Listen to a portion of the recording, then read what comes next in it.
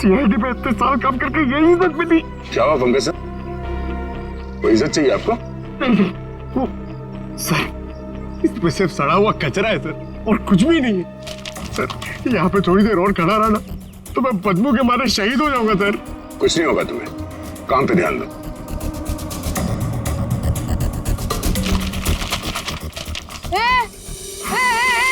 ये क्या कर रहे हो? ये मेरा इलाका है, यहाँ मैं किसी और को कब्जा जमाने नहीं दूंगी। अरे कौन कब्जा करना चाहता है? मेरा बस चले तो मैं खुद यहाँ से सलट लूं। तो फिर मेरे इलाके में कचरा चुनकर ये मेरे पेट में लात क्यों मार रहे हो? अरे मेरी माँ, आपके पेट पे कोई लात नहीं मार रहा है, मैं खुद यहाँ पे अपनी नौकरी बचा रहा हूँ। देखो तुम लोग जाओ यहाँ से, ये मेरा इलाका है, मैं किसी और को कचरा चुनने नहीं दूंगी। जाओ जाओ। हम लोग सीआईडी से हैं और इस कचरे में सुराग ढूंढ रहे हैं। हाँ? सीआईडी? रुक रुक, देखो जरा, चलो। सर, हाँ, सर पे पैर रख के भाग गई सर। आपको थोड़ा सॉफ्ट रहना चाहिए, आपको देख के डर के भाग गई सर। वो टाइम नहीं ना, वो कचरा।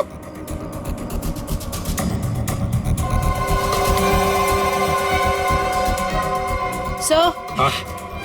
ये देखिए, ये कुछ गमले के टुकड़े मिले हैं।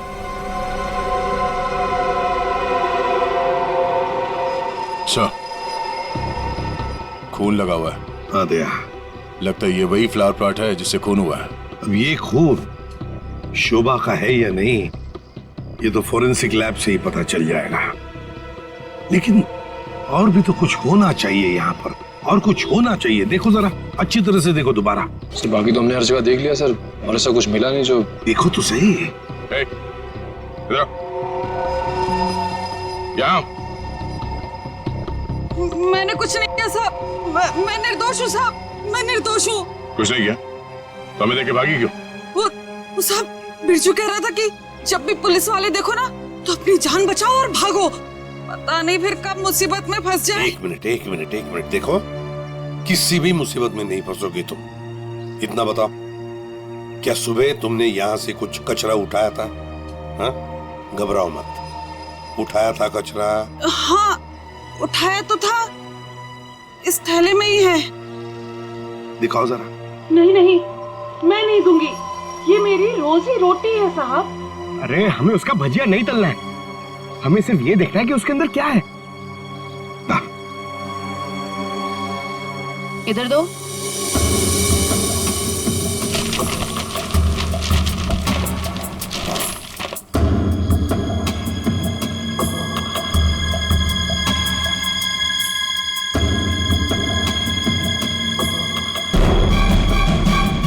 खिलौने का बॉक्स है सर, एड्रेस भी लिखा हुआ है। ओह, तो ये है खूनी। शोभा दरवाजा नहीं खोल रही है। अब सर आप जाके सेक्रेटरी को बुला के लाइए ना प्लीज। अभी बुलाता हूँ। शायद वो बाथरूम में नहा रही हो। इतनी देर से नहा रही है? शायद अपना पाप धो रही होगी। माँ जी, आपके पास घर की दूसरी चाबी होगी ना? नहीं है। एक मिनट माँ जी, मैं आपके बेटे मनीष को फोन करता हूँ। हटिए।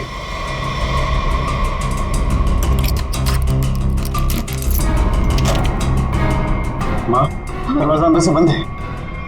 अंदर से कैसे बंद है?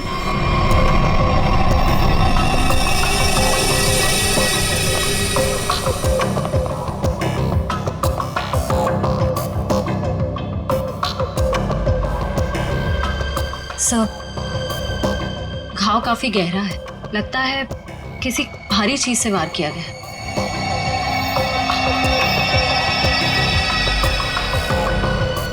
हो सकता है कोई एक्सीडेंट, इनका पैर फिसला और किसी चीज से टकरा के गिर गई। हाँ, एक्सीडेंट हो सकता है।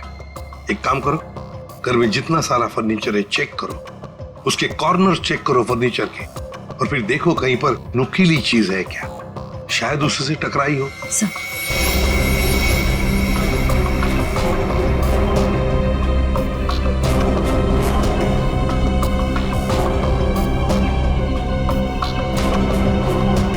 खूनी में ये बाज बेचारे शोभा के सिर के पीछे मारा है इससे जोर से, और फिर शायद शोभा अपनी जान बचाते बचाते यहां से बाहर गई, गिर गई और फिर दम तोड़ दिया होगा। लेकिन सर दरवाजा तो अंदर से बंद था, कुंडी लगी हुई थी, तो फिर खूनी घर से बाहर गया कैसे होगा? सर हो सकता है बालकनी से चला गया। नहीं निखिल, इतनी ऊंचाई से कोई बाहर जा ही नहीं सकता। सर घर के बाहर सीसीटीवी कैमरा लगा हुआ। बस तो फिर वो सीसीटीवी कैमरा का फुटेज और लॉबी के सीसीटीवी कैमरा का फुटेज सब देख लेते हैं।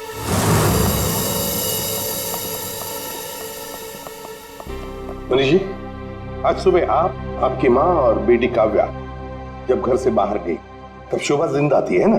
जी सर। मतलब शोभा जी का कत्ल हुआ सुबह 10:30 बजे के बाद में ही। पर काव्या तुम 11 बजे कॉलेज से वापस क्यों आ गई थी? देखो चुप रहने का कोई फायदा नहीं, हमने लॉबी के सीसीटीवी फुटेज में देख लिया है। तुम ठीक 11 बजे बिल्डिंग में अंदर आई थी। काव्या, तुम कॉलेज नहीं गई? वो मेरा फ्रेंड अश्मित हमारी विंग में रहता है, मैं उसी से मिलने वापस आई थी।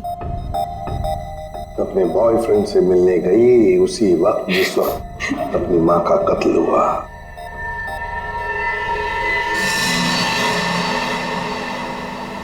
तुम कौन हो? मैं रितेश। रितेश, आपका बेटा? जी सर। पर तुम तो घर छोड़कर चले गए थे। जी वो मैं घर छोड़कर नहीं गया था, मुझे इनकी पत्नी ने घर से निकाल दिया था। मतलब तुम्हारी माँ ने यही आदर रखते हो अपनी माँ के लिए, यही संस्कार दिया? जब तुम यहाँ रहते नहीं थे तो किस लिए आए थे यहाँ पर? जी वो मैं किशोर से मिलने आया था। सर अगर आपने सीसीटीवी फुटेज देखा होगा तो आपने देखा होगा कि मैं अपने डॉग को बाहर घुमाने लेके गया था। क्या बात है किशोर, जब ये रितेश तुम्हारे घर पे तुमसे मिलने आया तो तुम अपने घर से बाहर कुत्ता घुमाने निकल गए? हाँ सर वो हमेशा आता जाता रहता है, पर इसमें प्रॉब्लम क्या है? प्रॉब्लम है शोभा जी का कत्ल हुआ है, समझे? चलो तुम सबकी बातें मान ली, बच्चे बिल्डिंग में आए अपने दोस्तों से मिलने मगर घर नहीं गए। बिल्डिंग के अंदर बाहर लोग आते जाते रहे और शोभा जी के घर के बाहर कोई नहीं आया। काश अगर कोई भी एक भी शोभा जी से मिलने जाता तो शायद आज बेचारी मासूम शोभा बच जाती। सर वो कोई बेचारी औरत नहीं थी, जैसी औरत थी उसके साथ वैसा ही हुआ। क्या मतलब? माफ कीजिएगा मनीष भाई, सोसाइटी की इज्जत का सवाल है। सर शोभा जी का सोसाइटी में किसी के साथ भी बिहेवियर अच्छा नहीं था, आए दिन छोटी छोटी बातों में झगड़ा करती थी। इवन सर आज भी उनका झगड़ा हुआ था। झगड़ा हुआ था? किसके साथ? इनसे, रचना जी से। ओह सर मैं सर मैंने उसको नहीं मारा सर, मैंने तो कभी किसी मच्छर को भी नहीं मारा सर। एसीपी साहब, इन सोसाइटी के सारे लोगों को मैं जानता हूं, इनमें से ऐसा कोई नहीं है जो शोभा को इस तरह से मार सके। और शोभा जी का खून तो हुआ है ना, किसी ने तो किया है। अरे तारिका, ये क्या कर रही हो? ऐसा क्या कर दिया डॉक्टर साहब ने? करने दीजिए ना सर, कुछ भला करने जा रही है तो उसे टोकना ठीक नहीं है ना सर? अरे नहीं, मैं जानता हूं अच्छी तरह से। जिस दिन मैं वहां पर लाशों की जगह लेटा हुआ होऊंगा ना, तुम लोग सबको मिठाई बांटने वाले हो, जानता हूं मैं तुम्हारे सारे इरादों के गुब्बारों को उड़ने से पहले ही फोड़ करके दम लूंगा, समझे? हमारी वजह से आप बच गए सालू के साहब, वरना तारिका ने तो आपका सर फोड़ ही दिया था। अरे मैं तो सिर्फ इनाक कर रही थी। अच्छा, सालू के साहब का सर फोड़ने का? जी नहीं, इस औरत के सर पे किस चीज से बहुत जोर से मारा गया है जिससे इसकी मौत हो गई, ये पता लगाने के लिए। देख सालुंखे, किस चीज से मारा ये तो हमें पता है, यही मर्डर वेपन है। हाँ, इस पे तो हमें इनका खून भी मिला था जो उस वक्त तक सूखा भी नहीं था। ये लो, बहुत बढ़िया। हाँ? जो भी वहां पर मिला उस पर भरोसा करके आगे सीधे आना, कमाल है, बिना अपना दिमाग लड़ाए। तारिका, कई बार मैं सोचता हूँ अगर हम नहीं होते तो इन लोगों का बेचारों का होता क्या है? ये बात हमें क्राइम सीन पर मिला है। अगर इससे नहीं मारा गया तो फिर इस पर खून कहां से आ गया? क्या अपने आप चल के आ गया है? ये मैं नहीं जानता हूँ, लेकिन हाँ ये मैं जरूर जानता हूँ कि ये मर्डर वेपन नहीं। डॉक्टर साहब, आप इतने कॉन्फिडेंस के साथ कैसे कह सकते हैं? हाँ, अब आए पॉइंट पर। तो सुनो, इस औरत की मौत हुई है खोपड़ी की हड्डी टूट जाने की वजह से। और हड्डी टूटी नहीं, चकनाचूर हो गई। और ऐसा तभी हो सकता है जब जबरदस्त तरीके से इस पर वार किया गया। बहुत ज्यादा इंपैक्ट की जरूरत होती है। और इस बात से कितनी भी जोर से क्यों ना मारा गया, हड्डी इस तरह से चकनाचूर नहीं हो सकती। अगर इनका खून इस आवाज से नहीं हुआ है तो फिर किस चीज से हुआ है? बहुत भारी चीज से इसके सर पे वार किया गया है। बहुत भारी चीज से? तो फिर साळुंखे, हमें वहां क्राइम सीन पर इसके अलावा और कोई भारी चीज नहीं मिली, समझे? दया, इसके पास और कोई जवाब नहीं है, हमारा टाइम बर्बाद कर रहा है। एक मिनट, मैं टाइम बर्बाद कर रहा हूँ? हाँ। मैं डॉक्टर साळुंखे तुम लोगों का टाइम बर्बाद कर रहा है? हाँ। ठीक है, तो मैं खुद वहां क्राइम स्पॉट पे जाकर के ये थ्योरी प्रूव करके दिखाऊंगा बॉस। तब पता लगेगा कौन टाइम बर्बाद कर रहा है, मैं या तुम खुद अपना टाइम बर्बाद करो। तारिका, मेरे बैग। अरे बैग दो ना तुम यार, मैं बताता हूँ इन्हें कौन टाइम बर्बाद कर रहा है। Fast quick. सब अभी बता दो, मैं टाइम बर्बाद कर रहा हूँ। सालूंखे साहब तो कोयले के इंजन की तरह धुआं उड़ाते हुए चले गए। गुस्सा हो गए क्या? हाँ, तुम्हारी वजह से। अब आएगा मजा।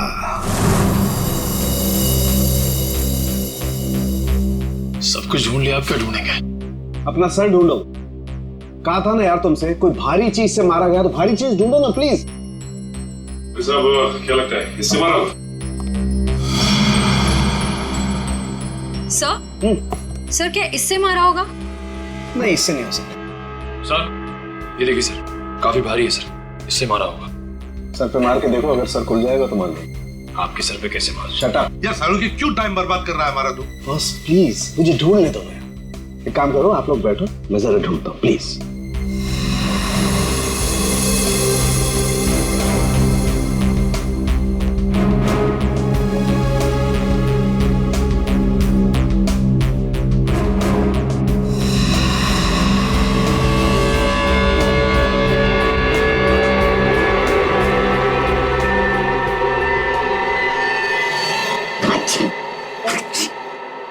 पूरी दुनिया में सर्दी फैलाएगा। ओए, अरे यार क्या हो गया? सर क्या हुआ, आप इतना चीख क्यों रहे हैं? मसाला मसाला मसाला। हाँ सर, चारों तरफ मसाला गिरा हुआ है और यहाँ पे निशान भी है। लगता है मसाला कूटने का खलबट्टा रखा था यहाँ पे। सर बट्टा तो काफी भारी भी होता है। एक काम करो, आसपास जितने भी घर हैं, सारे के सारे घर चेक करो। श्रेया, दादी माँ को लेकर आओ।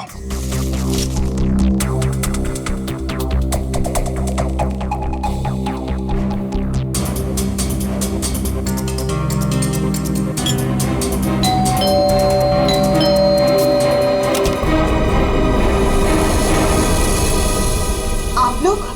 हमें आपके घर की तलाशी लेनी है। लेकिन खून तो वहां हुआ है, आपको यहाँ क्या मिलेगा? देखिए, आपकी बिल्डिंग में खून हुआ है। क्या आप चाहती हैं कि एक और खून हो जाए? प्लीज हमें अपना काम करने दीजिए। ओके, आइए।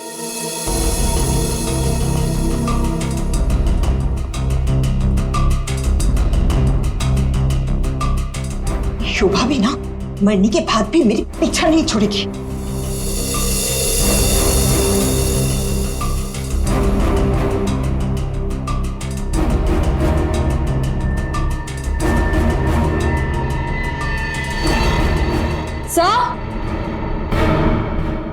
आश्रया, सर ये देखिए। सर ये तो हमारी है। नहीं नहीं, ये तो हमारा है। आंटी जी को कोई गलतफहमी हो रहा है। सर इसके नीचे शोभा का नाम लिखा हुआ है। शोभा? तो क्या आपने इन्हें ये दिया था? नहीं सर, आज सुबह तक तो ये हमारे पास ही था। तो फिर ये यहाँ कैसे? के जरा चेक कर लिया।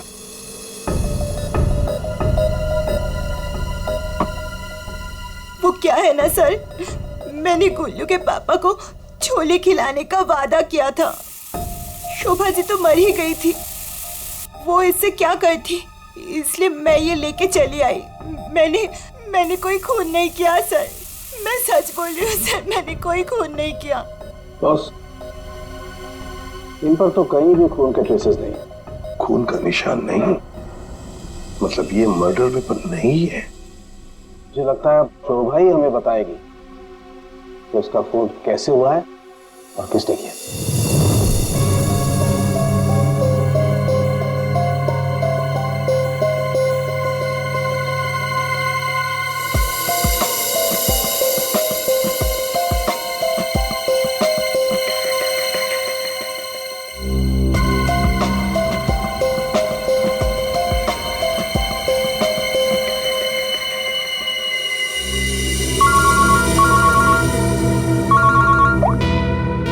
आसान के बोल।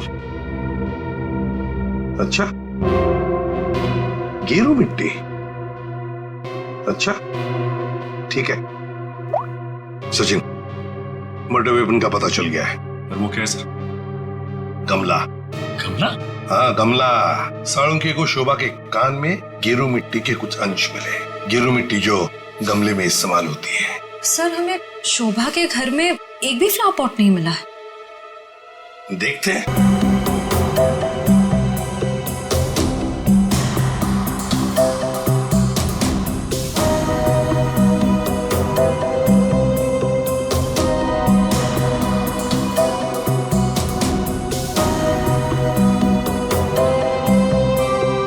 गमला यहीं पर गिरा है। पर सर, गमला गया कहाँ? हो सकता है किसी ने साफ कर दिया हो ताकि कोई सुराग न बचे, लेकिन मौत हुई है इस गमले की वजह से ही। लेकिन सर ऐसा कैसे हो सकता है? घर के बाहर लगे सीसीटीवी फुटेज में तो हमने किसी को कमरे के अंदर जाते देखा नहीं। तो फिर शोभा जी के सर पे गमला मारा किसने होगा? वही तो समझ में नहीं आ रहा है सचिन कि गमला मारा किसने, और फिर इतने जोर से मारा है कि किसी इंसान की जान ही चली जाए। हाँ सर, सवाल ये भी है कि बंद कमरे से खूनी बाहर गया कैसे? जमीन चीर के या आसमान फाड़ के? जमीन चीर के तो नहीं निखिल, जमीन चीर के नहीं, आया होगा तो आसमान फाड़ के ही। 1 2 3 4 5 6 7 7वीं मंजिल पर शोभा जी रहती है। वो रही उसकी बालकनी, और बिल्कुल उसी के ऊपर है 8वीं मंजिल की बालकनी। चलो चलकर देखते हैं।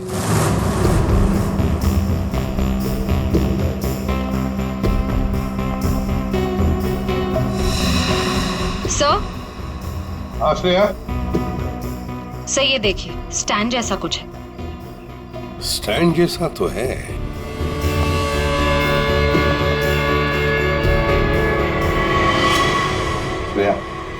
गमले का ही स्टैंड है। गमला इसी स्टैंड पर था। ये देखो, यहाँ से गमला यूं धक्का मार के नीचे फेंका गया। ये फ्लैट किसका है? सर, किसी एनआरआई का है, और बिल्डिंग का सेक्रेटरी होने के नाते इसकी चाबी सिर्फ मेरे पास ही रहती है। सर, क्या हाल फिलहाल में यहाँ पर कोई आया था? मुझे नहीं पता। तुम्हें पता नहीं? तो फिर इसका एक ही मतलब हो सकता है कि जबकि इस फ्लैट की चाबी सिर्फ तुम्हारे पास ही है, तो इस फ्लैट में भी सिर्फ तुम ही आए होंगे। ये क्या कह रहे हैं सर? मेरे कहने का मतलब है कि फ्लैट की चाबी उन्होंने मुझे दी थी। क्या है सर कि सारे एम्प्टी फ्लैट की चाबी ऑफिस के ड्रॉअर में होती है। एजेंट लोग सर कभी भी आते जाते रहते हैं, तो सर मैं 24 घंटे उनके लिए घर पे थोड़ी ना रहूंगा सर। ये खाली फ्लैट्स की चाबियां ऑफिस में रहती है, ये बात सबको पता है? हाँ, हमारे सारे रेजिडेंट्स और सारे कमिटी मेंबर्स को ये बात पता है। हमारे अलावा कोई भी कभी भी ऑफिस जाकर चाबी ले सकता है। वाह, देखा कितने अच्छे सेक्रेटरी है ये सोसाइटी के, जबकि सारी जिम्मेदारी तुम्हारे ऊपर है। फ्लैट के अंदर कोई भी घुस सकता है, कुछ भी कर सकता है। यहाँ तो एक खून हुआ है, खून, समझे? और ये जिम्मेदारी सिर्फ तुम्हारी है। सर, खून तो शोभा जी के फ्लैट में हुआ है सर। इससे इस फ्लैट का क्या कनेक्शन हो सकता है सर? जाइए आप, जाइए नीचे और सबको इकट्ठा कीजिए, सारे रेसिडेंट्स को कंपाउंड में। जाइए जी जल्दी। सर। जी सचिन, ये देखो, हम हैं 8वें मंजिल की बालकनी पर और शोभा जी रहती थी 7वें मंजिल पे। जब शोभा जी वहां अपनी बालकनी से बाहर झुकी होगी किसी काम की वजह से, तब 8वें मंजिल के मतलब यहां से वो गमला शोभा जी के सिर पर मारा गया, ठाम करके ऐसे।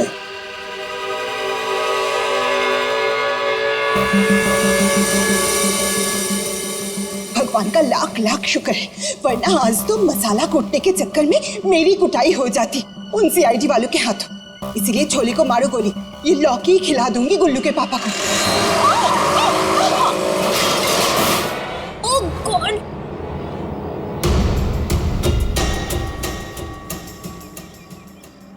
ये क्या किया?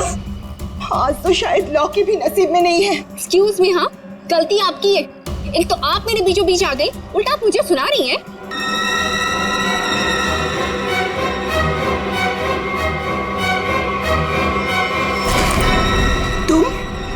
तुमको तो मैंने कहीं देखा है। देखिए, आपका जो कुछ भी नुकसान हुआ है उसके लिए आई एम सॉरी। मैं थोड़ी जल्दी में हूँ। रुक रुक, तुम वही सफाई करने वाली हो ना? अरे छोड़ मेरे हाथ। तेरी वजह से वो शोभा मेरे ऊपर राशन पानी लेके चढ़ गई थी। कौन शोभा? कैसा राशन पानी? मैं कुछ भी नहीं जानती। Excuse me. अरे स्क्वीज तो तेरी आज मैं करूंगी। तेरे जाने के बाद ही शोभा का कत्ल हुआ था। क्या? चल मेरे साथ सीआईडी के पास चल। चल। हमें उस चीज का पता चल गया है जिससे शोभा जी का खून हुआ है। एसीपी साहब, क्या आप मुझे बता सकते हैं वो कौन सी चीज है जिससे मेरी पत्नी का खून हुआ? Flower pot. Flower pot? जी हाँ, फ्लावर पॉट। बिल्डिंग के 8वें मंजिल पर जो फ्लैट बंद पड़ा है उसके बालकनी के ऊपर रखा गया था ये फ्लावर पॉट और ऊपर से शोभा जी के सिर पर मारा गया। फ्लावर पॉट किसने किया ये सब? मुझे नाम बताइए जिसने मेरे परिवार को हमसे छीन लिया। बताइए एसीपी साहब, कौन है वो? ये तो कहना पड़ेगा कि बड़ा चालाक खूनी है ये, बहुत अच्छी तरह से प्लानिंग की थी, लेकिन भूल गया कि कोई भी कातिल कितना भी चाहे चालाक क्यों ना हो, कोई ना कोई गलती तो कर ही जाता है। जानना चाहते हो कौन है वो खूनी? आप में से ही कोई है, आप में से।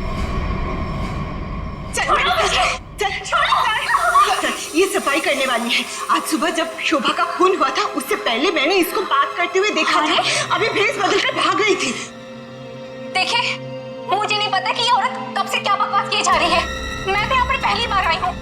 मेरा हाथ छोड़ो ना। मैं सच बोल रही हूँ, मैंने इससे झगड़ा करते हुए देखा था। मुझे तो लगता है यही खूनी है सर। क्या बकवास की जा रही हो तुम? हम पता लगा लेंगे। जरा देखिए इस लड़की को और बताइए, क्या आप में से किसी ने इसको देखा है आज सुबह? हाँ सर, मैंने देखा इस लड़की को। सर, ये वही लड़की है जो आज सुबह में शोभा जी के साथ लड़ रही थी। रुक, कहाँ भाग रही है?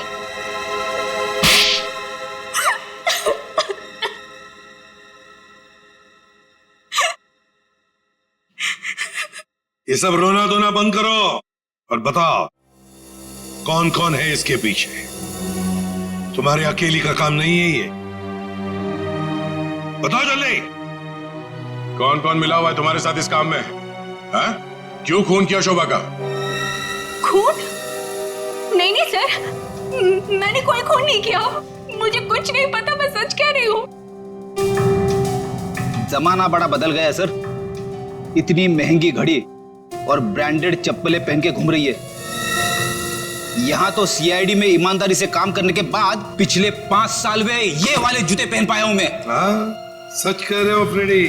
लेकिन ये है ना, मुखौटा पहनी है सफाई कामगार का, है तो कोई और ही। पूर्वी, ऐसा नहीं बताइए। हाँ,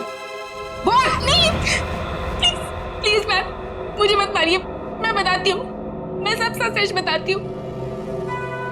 दरअसल मेरे पास एक फोन कॉल आया था।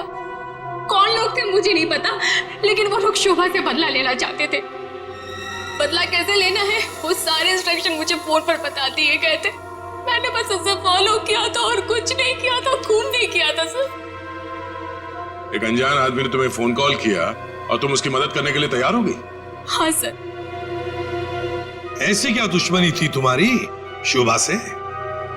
सर शोभा अच्छी औरत नहीं थी, वो बहुत ही घमंडी और झगड़ालू किस्म की औरत थी। समय एक स्टोर में सेल्स गर्ल का काम किया करती थी। मेरे स्टोर में आई वो एक दिन, नेल पेंट दिखाने के लिए कहा। नेल पेंट का ढक्कन जब मैं खोल रही थी तो सर गलती से वो नेल पेंट की कुछ बूंदें उसके साड़ी के पल्लू पे गिर गई थी सर। उसके बाद उसने जो हंगामा खड़ा किया, मैंने उससे माफी मांगी, मिन्नती की कि प्लीज मुझे माफ कर दीजिए, लेकिन उसने मेरी एक बात भी नहीं मानी। मैनेजर के पास चली गई सर। मैनेजर ने मुझे नौकरी से बाहर निकाल दिया। 2 महीने तक मुझे कहीं कोई नौकरी नहीं मिली। घर का किराया तो दूर, खाने तक को मेरे पास पैसे नहीं थे। मकान मालिक मेरे सिर पर चढ़ करके मुझे परेशान करने लगा, कहा कि निकलो मेरे घर से। सर उसने मेरी पूरी जिंदगी तबाह कर दी। फिर मैंने ठान लिया था कि उस शोभा से मैं बदला जरूर लूंगी। इसलिए तुमने कानून को अपने हाथ में लेने का फैसला किया है? सर मैं मानती हूँ कि मुझसे बहुत बड़ी गलती हो गई। प्लीज आप लोग मुझे माफ कर दीजिए प्लीज। ये लो, सब कुछ मान लिया तो माफी मिल गई? ऐसे लगता है तुम्हें? है? तुम्हारी सजा हम कम कर सकते हैं, मगर एक शर्त पर। हाँ सर, मुझे आप लोगों की सारी शर्त मंजूर है। बताइए मुझे क्या करना होगा? तो ये बताओ कि फोन पे एग्जैक्टली क्या इंस्ट्रक्शन दिए गए थे तुम्हें? मुझे बस वो फ्लावर पॉट गिरने के बाद उसे साफ करने के लिए कहा गया था। वो फ्लावर पॉट जैसे बालकनी से शोभा के सर से टकराकर नीचे गिरा तो मेरे पास उसे झट से साफ करके वहां से मैं निकल गई। बस यही किया था मैंने। वो फ्लावर पॉट किसने फेंका था? Flower pot? नहीं, किसी ने फेंका नहीं था। किसी ने नहीं फेंका? ये कैसे हो सकता है? कोई तो ऊपर था फेंकने वाला। नहीं सर, मैं सच कह रही हूँ, वहाँ पर कोई नहीं था। वो फ्लावर पॉट अपने आप गिरा था। कौन था ऊपर? यकीन कीजिए, मैं क्यों झूठ बोलूंगी आप लोगों से।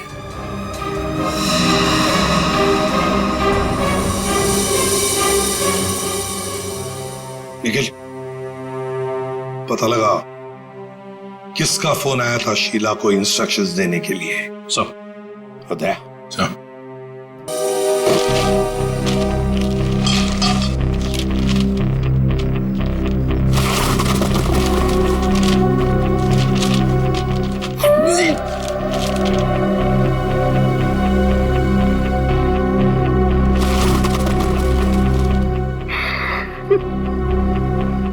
सीआईडी पे इतने साल काम करके यही इज्जत मिली। क्या हुआ पंकज सर? कोई इज्जत चाहिए आपको? वो सर, इसमें सिर्फ सड़ा हुआ कचरा है सर, और कुछ भी नहीं है सर। यहाँ पे थोड़ी देर और खड़ा रहा ना तो मैं बदबू के मारे शहीद हो जाऊंगा सर।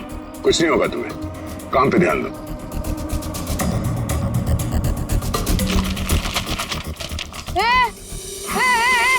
ये क्या कर रहे हो? ये मेरा इलाका है, यहाँ मैं किसी और को कब्जा जमाने नहीं दूंगी। अरे कौन कब्जा करना चाहता है? मेरा बस चले तो मैं खुद यहाँ से सलट लूं। तो फिर मेरे इलाके में कचरा चुनकर ये मेरे पेट में लात क्यों मार रहे हो? अरे मेरी माँ, आपके पेट पे कोई लात नहीं मार रहा है, मैं खुद यहाँ पे अपनी नौकरी बचा रहा हूँ।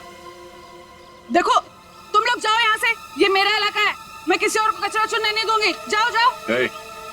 हम लोग सीआईडी से हैं और इस कचरे में सुराग ढूंढ रहे हैं। हाँ? सीआईडी? रुक रुक, देखो जरा, चलो। सर, आप सर पे पैर रख के भाग गई सर। आपको थोड़ा सॉफ्ट रहना चाहिए, आपको देख के डर के भाग गई।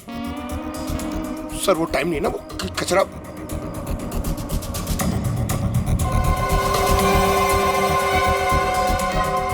सर, हाँ? ये देखिए, ये कुछ गमले के टुकड़े मिले हैं।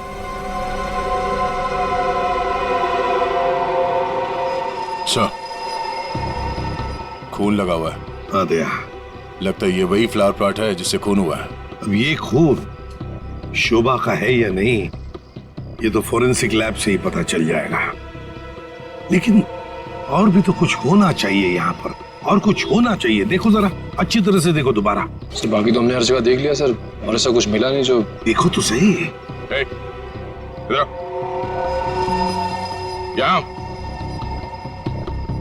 मैंने कुछ नहीं किया साहब, मैं निर्दोष हूँ साहब, मैं निर्दोष हूँ। कुछ नहीं किया तो हमें देखे भागी क्यों? वो साहब बिरजू कह रहा था कि जब भी पुलिस वाले देखो ना तो अपनी जान बचाओ और भागो, पता नहीं फिर कब मुसीबत में फंस जाए। एक मिनट देखो, किसी भी मुसीबत में नहीं फंसोगे तुम।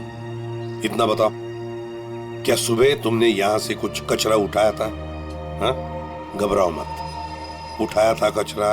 हाँ उठाया तो था, इस थैले में ही है। दिखाओ जरा।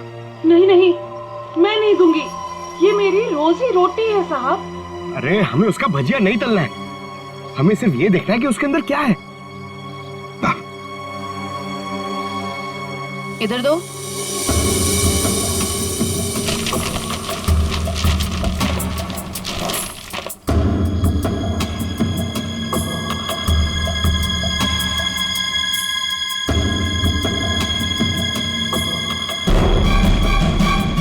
खिलौने का बॉक्स है सर, एड्रेस भी लिखा हुआ है।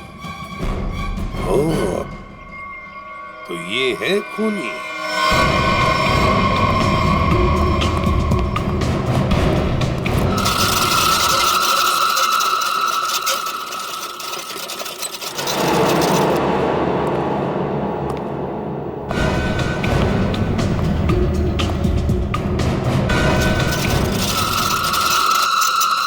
कौन है? कौन है? अरे कौन है यहाँ? सामने आओ। कौन है?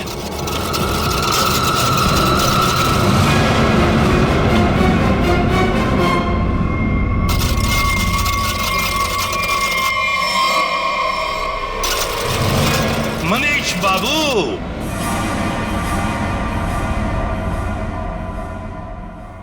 हाँ, खिलौनों के साथ बहुत खेल खेल लिए, अब ये तुम्हारा खेल खेलना खत्म। मैंने आगे रास्ता बंद है। मैंने कुछ नहीं किया। अब ये बता, शोभा को क्यों मारा तुमने? मैंने नहीं मारा।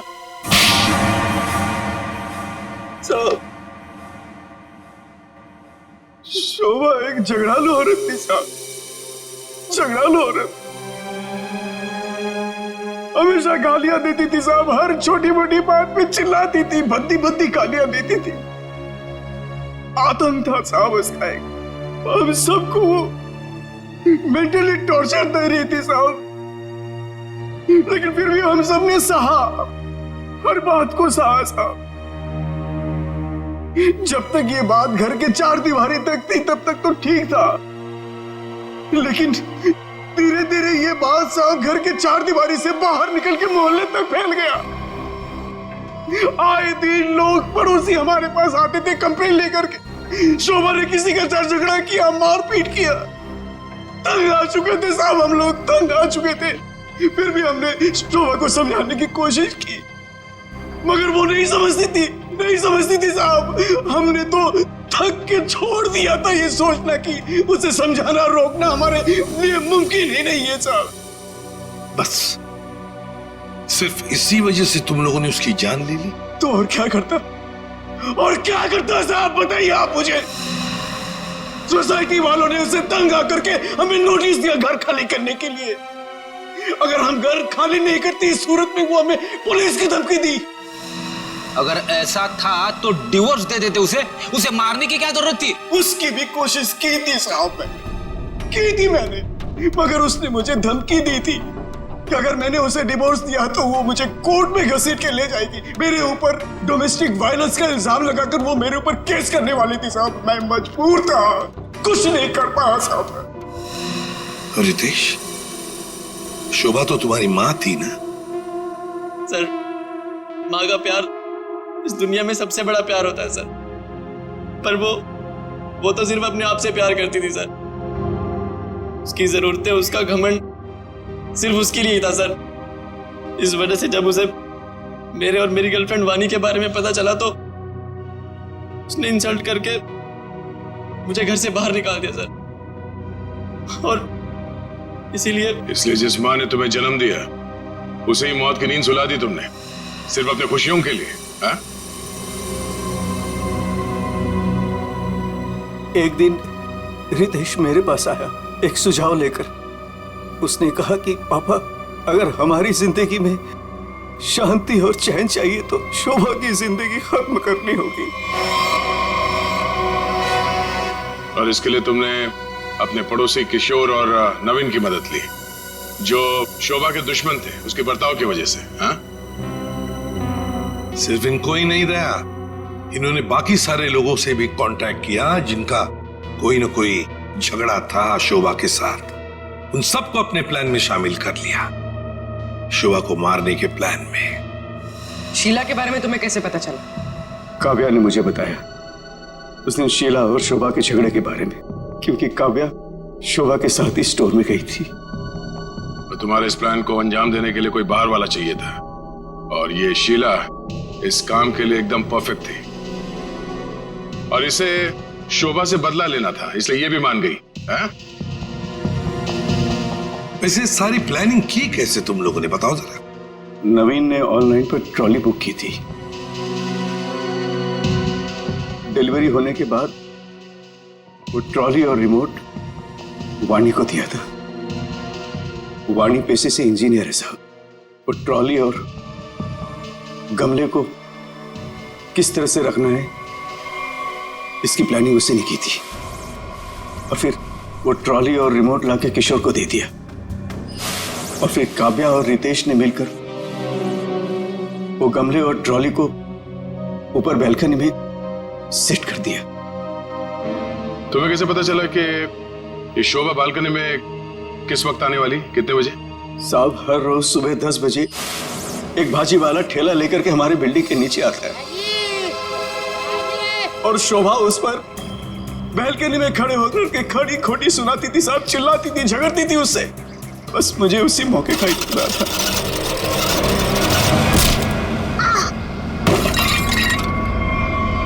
और फिर मैंने मां को फोन किया।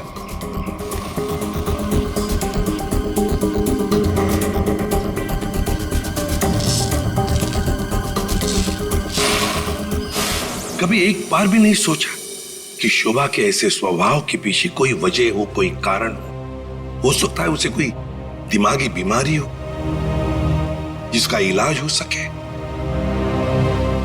नहीं सोचा। तुम सब ने सिर्फ अपने ही बारे में सोचा, तंग आ गए उसके स्वभाव से, इलाज नहीं किया उसका, बस जान ले ली उसकी।